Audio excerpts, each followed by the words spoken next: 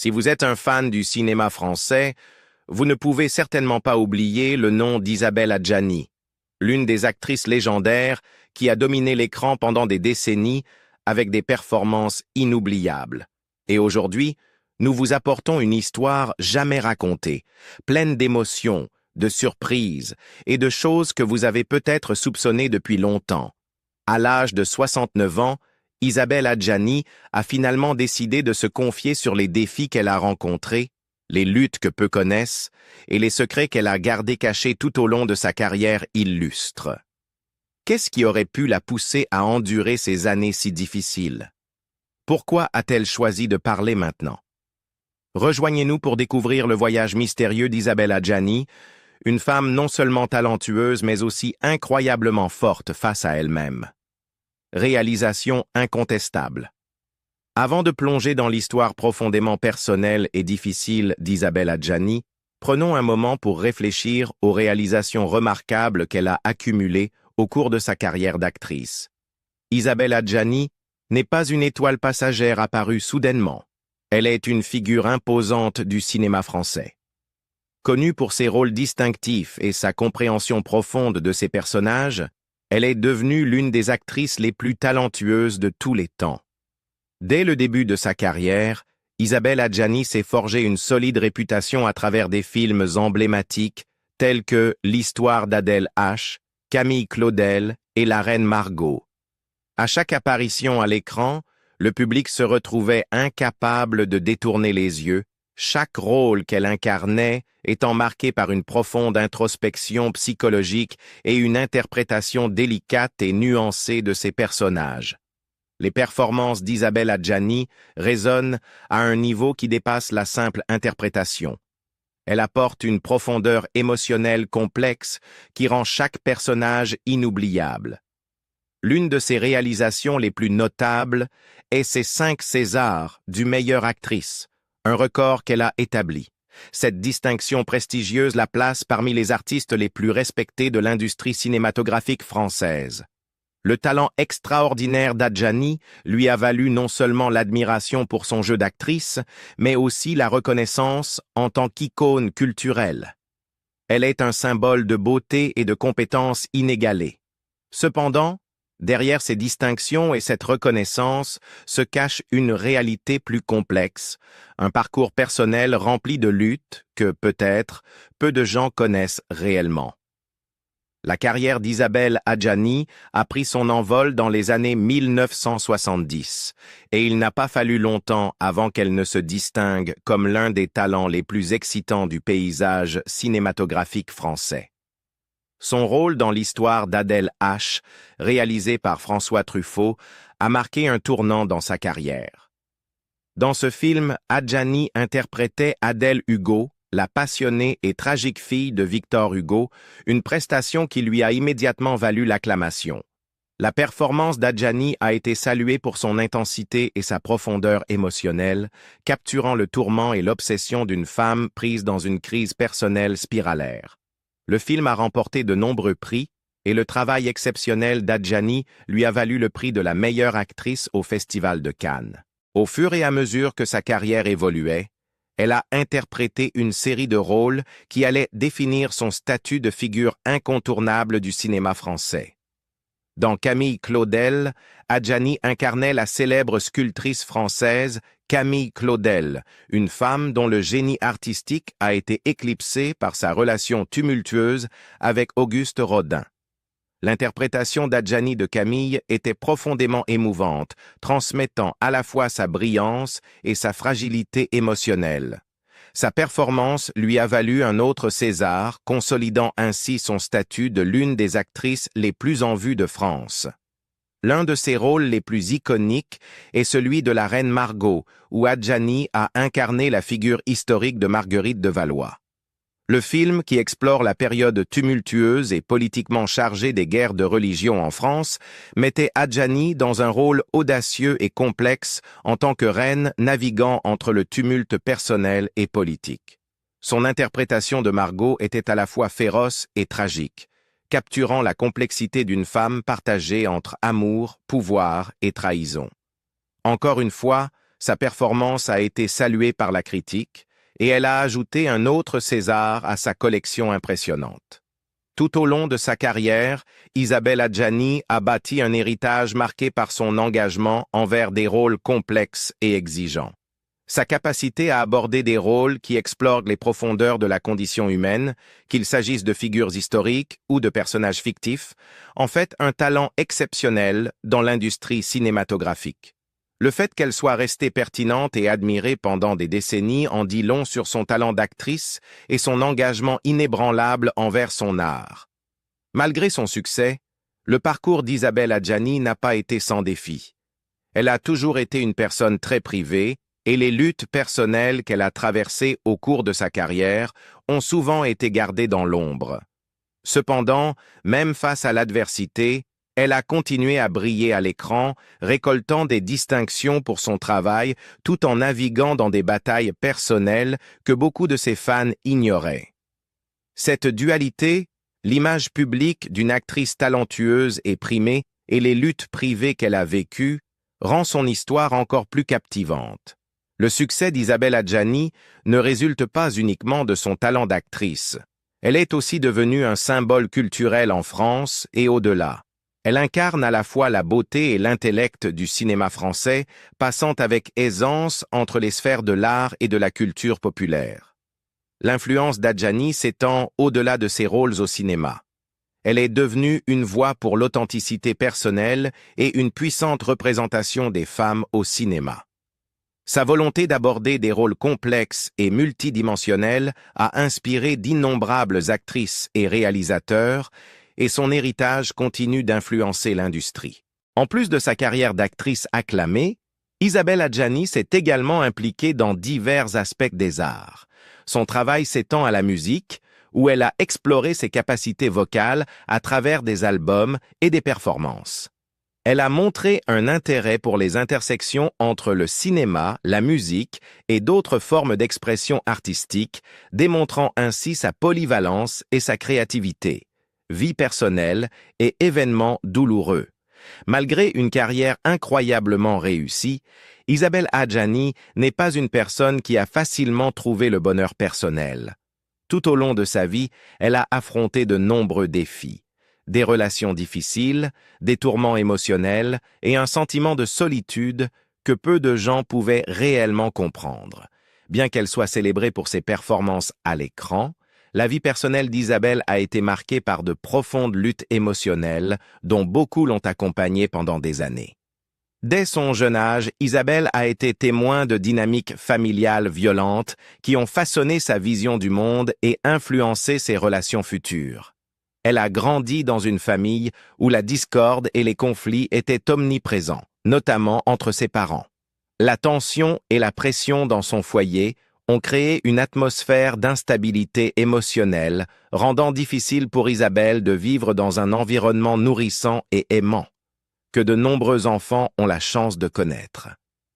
Son père, une figure stricte et souvent distante, a contribué à ses sentiments d'abandon. Son manque de chaleur et d'affection a laissé Isabelle avec un sentiment accablant de privation émotionnelle qui perdurera bien dans sa vie d'adulte. Ses premières expériences ont laissé des cicatrices psychologiques avec lesquelles Isabelle a dû lutter tout au long de sa vie. La relation avec sa mère n'était pas non plus facile. La mère d'Isabelle, bien qu'une femme forte et résiliente, avait du mal à exprimer ses émotions, créant une barrière qui isolait encore plus sa fille. Isabelle se sentait souvent négligée et incomprise, prise entre les attentes rigides de son père et la distance émotionnelle de sa mère. Ces dynamiques familiales douloureuses et non résolues ont eu un effet profond sur le développement émotionnel d'Isabelle et ont continué d'influencer ses choix tout au long de sa vie, tant sur le plan personnel que professionnel. L'enfance d'Isabelle était, à bien des égards, un contraste frappant avec l'image glamour qu'elle projetterait plus tard à l'écran. Sous son extérieur calme, il y avait une jeune fille en proie à des sentiments d'inadéquation et de solitude, découlant de la négligence émotionnelle qu'elle avait vécue à la maison. Sa vie familiale, marquée par le tumulte et le manque d'affection, a créé un vide émotionnel qu'elle passerait une grande partie de sa vie adulte à essayer de combler. Ce sont peut-être ses premières luttes qui ont alimenté son intense désir de se prouver dans sa carrière et de construire une vie qui contrastait fortement avec celle qu'elle avait connue enfant. En traversant son adolescence, les expériences vécues à la maison ont laissé une empreinte durable sur sa vision des relations et de l'amour. Les blessures émotionnelles issues de sa vie familiale l'ont rendue méfiante vis-à-vis de l'intimité et ont créé un conflit intérieur qui se reflèterait dans ses relations personnelles plus tard. Malgré son succès extérieur, Isabelle faisait face à une lutte intérieure constante entre son désir d'affection et sa peur de la vulnérabilité. Ces batailles émotionnelles n'ont pas été faciles à surmonter et se sont souvent manifestées dans des relations amoureuses tumultueuses, marquées par leur intensité et leur complexité. La vie amoureuse complexe d'Isabelle Adjani.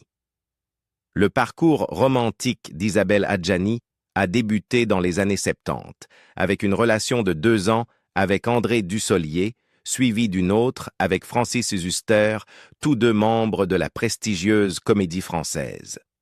Sa vie amoureuse a pris un autre tournant lorsqu'elle a entamé une relation avec le réalisateur et directeur de la photographie Bruno Nuiten, qu'elle a rencontré sur le tournage de Barocco. Nuiten, connu pour son travail sur les sœurs Brontë et Possession, a également réalisé Camille Claudel.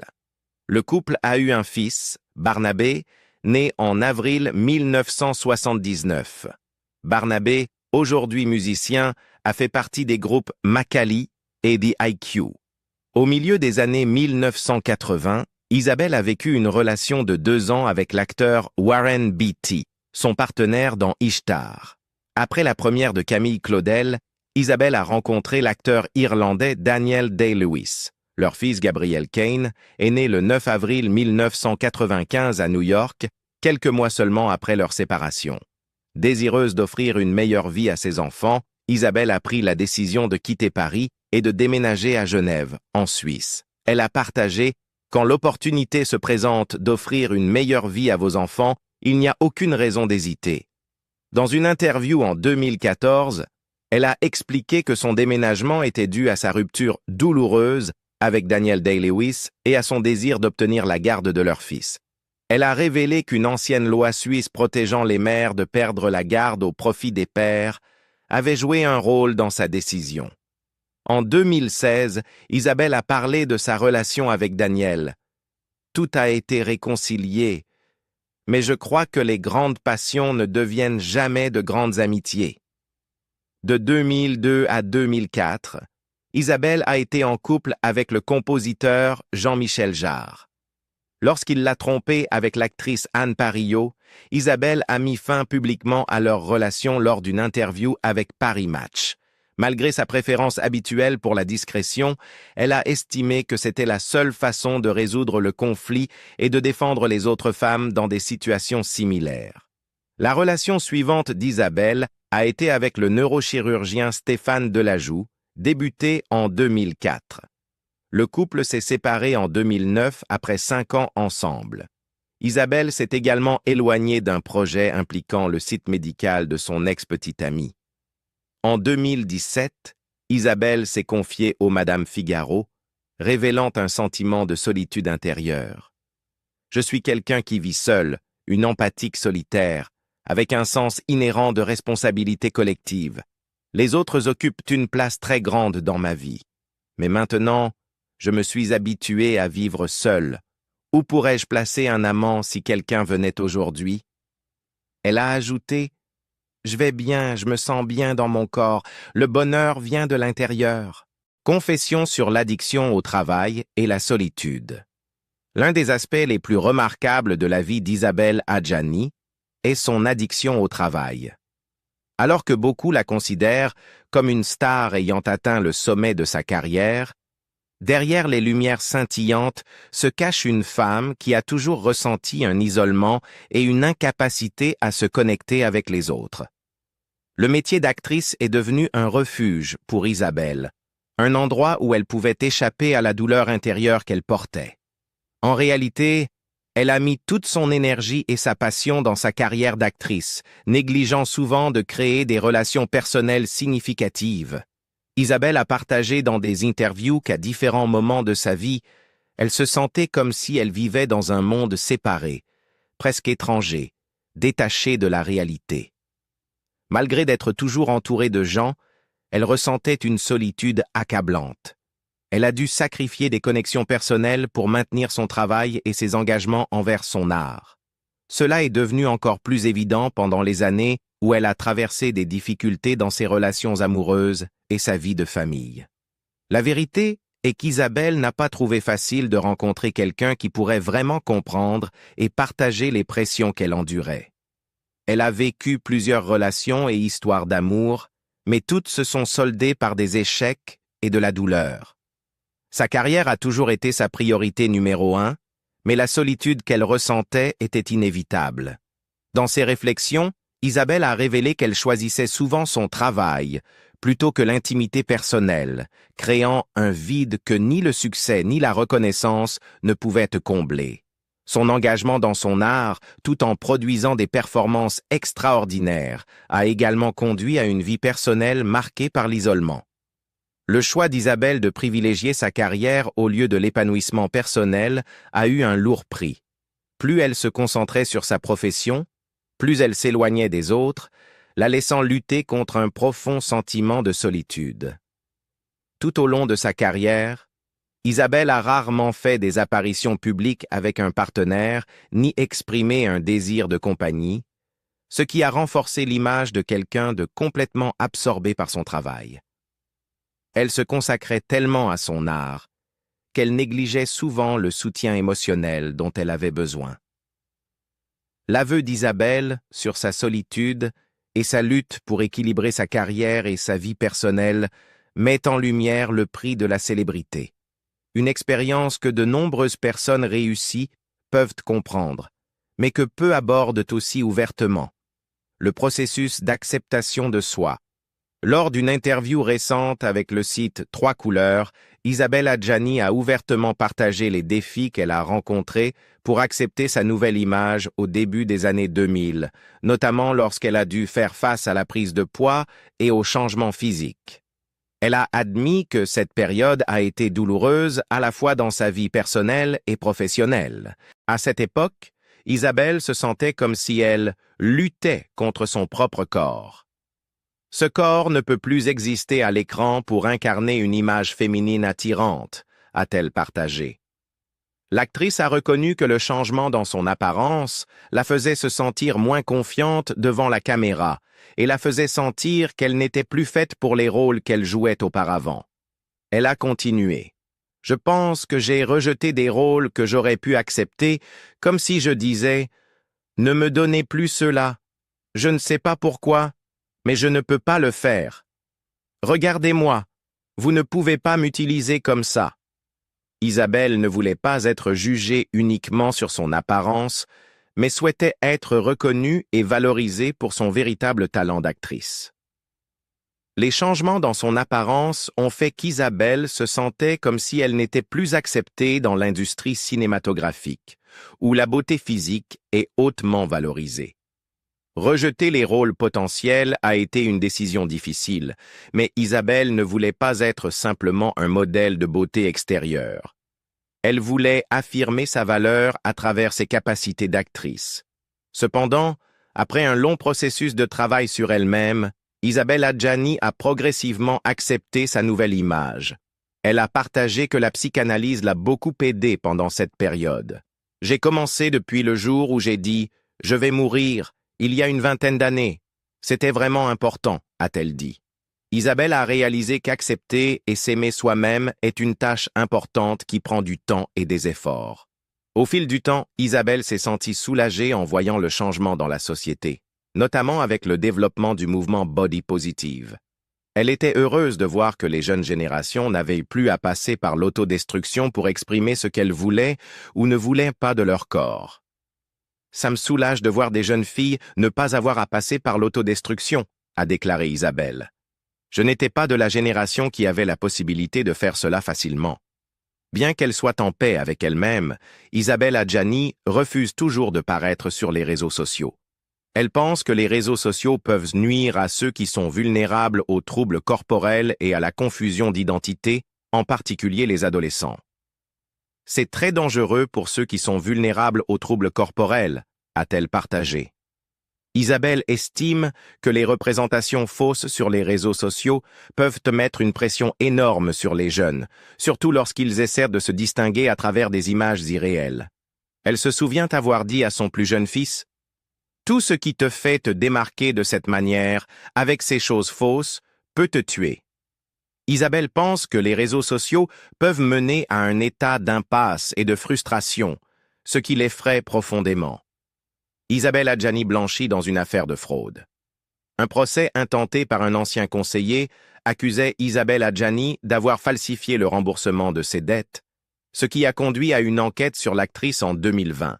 La bataille juridique est arrivée à son terme. Un juge à Paris a statué qu'il n'y avait aucune base pour l'enquête pour fraude contre Isabelle Adjani, qui faisait l'objet d'une enquête depuis 2020 après qu'un ancien conseiller l'ait accusé de falsifier le remboursement de dettes, selon des sources de l'AFP mardi. La décision de non-lieu a été rendue le 7 octobre, suite à une demande du parquet de Paris qui a confirmé cette décision à l'AFP. Comme l'a rapporté Libération en 2022, Sébastien G., un conseiller stratégique qui a géré la société d'Adjani, Isia Films, depuis 2011, avait ouvert une ligne de crédit sur son compte, payé une partie de ses impôts et fourni une carte de crédit. Elle a été impliquée dans plusieurs projets, dont un documentaire sur l'ancienne mannequin Zaya Dehar. Mais leur relation est devenue tendue.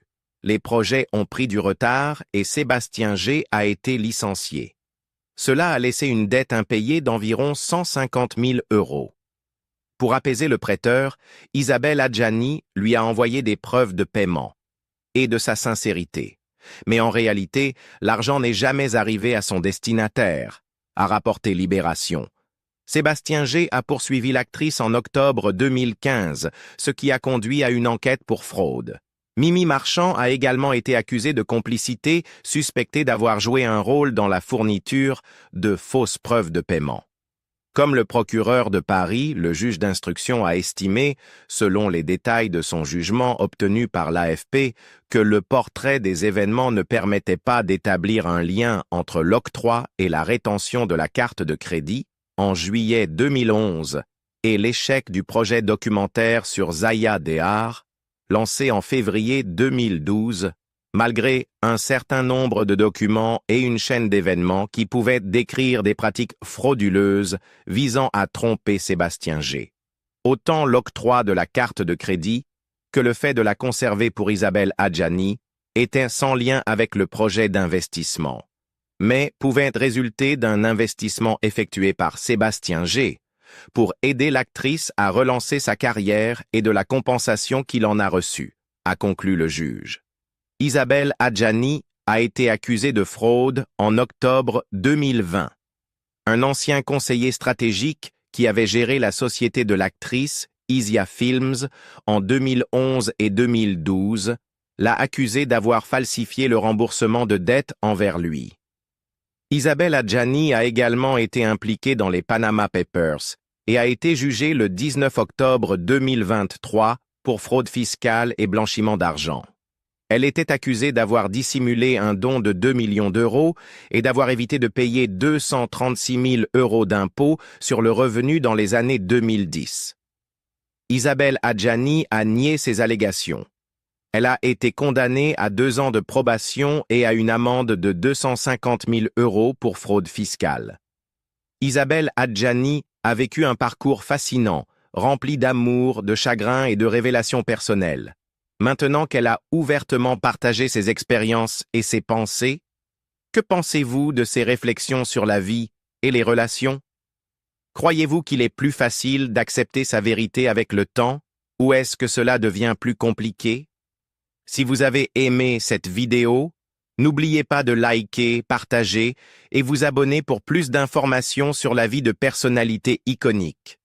Laissez également un commentaire ci-dessous avec vos réflexions sur le parcours d'Isabelle Adjani. Nous serions ravis de savoir ce que vous en pensez.